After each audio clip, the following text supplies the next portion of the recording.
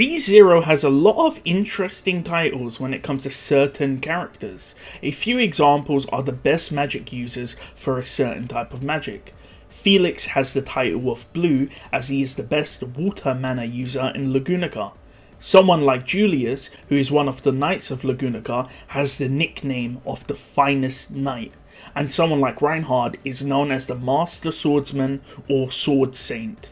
I could go on with the different characters and the different titles, however there is one title which is the most interesting, and that title is known as the Sage. Now the first thing to clear up is the similarity with the Council of Wise Men who run Lagunica. These are people like Mikladov, and I hopefully said that name correctly.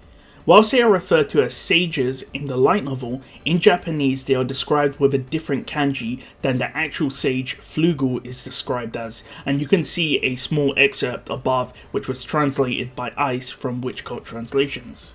If you haven't already, I would highly recommend you follow him on Twitter as he puts out daily trivia for ReZero, and these are things you might not actually know. So when I talk about sage, I am hereby referring to the same sage that Flugel is, rather than the sage the Council of Wise Men are referred to as. The first thing we need to look at is how to become a sage, and pieces of information are given to us from Shola in Arc 6 and Daphne in Arc 4. We know that during the final tea party, Subaru is known as a sage candidate, and of course once he meets all of the requirements, he would then be promoted to becoming a sage, just like Flugel was. And that is actually one of the main reasons why people think Subaru is Flugel.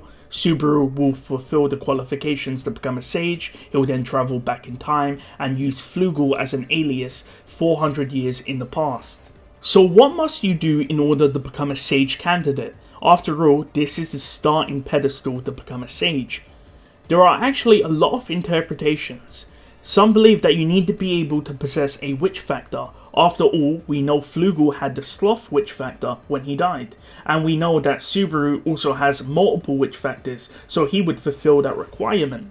There's actually a second, more interesting interpretation, which is that isekai characters are sage candidates, especially since they also seem to be compatible with witch factors.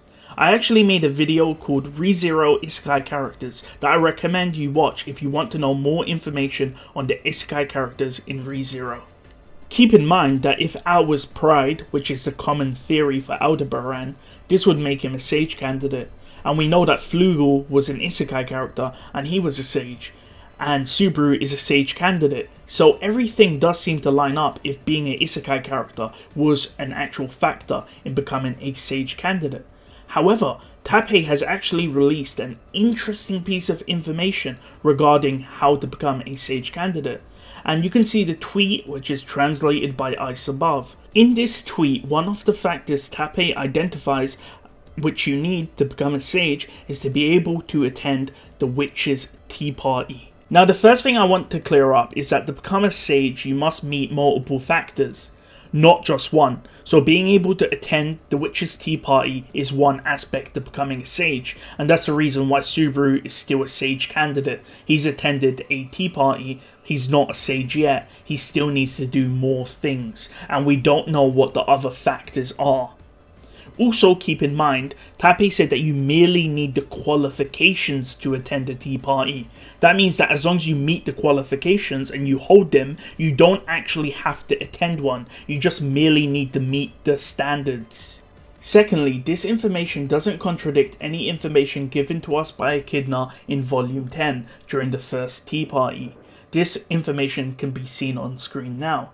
As you can see in red, Subaru asks if the witch factor granted him the qualification to enter the Castle of Dreams. Remember, the Castle of Dreams is the witch's tea party. So it seems that possessing a witch factor isn't the thing which grants one the qualification to enter the tea party. There may be other aspects involved. This is obvious since Emilia possessed the qualification to enter the tea party with Minerva and Echidna despite not possessing a witch factor, so we know that the witch factor simply allowed Subaru to enter the tomb safely, and that's a clear distinction we need to realize. So I'm sure you've realized what I've just said. We know from Tappei that to become a sage you must fulfill many different things. Think of this as a checklist where you have to tick off all of the boxes, and once you tick them all off, you'll go from being a sage candidate to becoming an actual sage like Flugel. We know that one of these boxes a character must tick off is to have the qualification to attend a tea party held by the witches. Now again, I want to repeat that you simply need the qualification to attend, you don't actually have to attend. So that means there could be many different people out there in the world of rezero that has the qualification, but they've never actually attended the witches' tea party, since we simply don't know who they are. This also infers that since Emilia has attended the witches' tea party, she might actually be a sage candidate herself, as she ticks one of the criterias to be a sage. Now of course, it's common for people to believe that to be a sage, you also need to possess a witch factor. Keep in mind that could also be true. We know that having a witch factor doesn't seem to be required to have the qualification to attend a witch's tea party, however it might be required to become a sage. Of course, if this was true, then Emilia wouldn't be able to become a sage since she obviously doesn't have a witch factor. Similarly, if a requirement to become a sage is to be an isekai character, then it's obvious that Emilia wouldn't fulfill that condition also. With it being stated that to be qualified to attend the witch's tea party is simply one checkbox to become a sage, then technically Garfiel might also be a prospective sage candidate.